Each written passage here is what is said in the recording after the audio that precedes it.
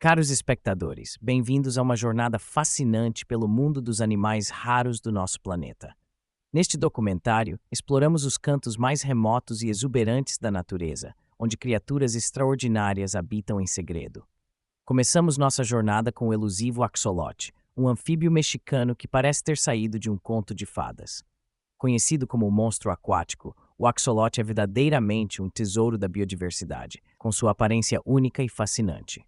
Em seguida, adentramos a selva do Vietnã, lar do solitário saula, um antílope de chifres longos que vive escondido nas sombras. Tão raro que muitos o consideram uma lenda, o saola nos lembra da fragilidade e beleza da vida selvagem.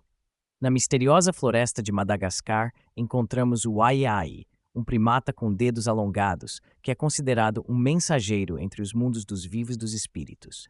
Sua presença nos lembra da conexão entre a natureza e o sobrenatural. Por fim, nos aventuramos no Ártico para conhecer o incomparável narval, o unicórnio do mar, com seu longo chifre em espiral. Uma criatura mágica que desafia nossa compreensão, o narval é um enigma da natureza. À medida que encerramos nossa jornada, é crucial lembrar que esses tesouros da biodiversidade estão em perigo. Devemos protegê-los e preservá-los para as gerações futuras, garantindo que essas criaturas extraordinárias continuem a habitar nosso planeta. Juntos podemos fazer a diferença. Obrigado.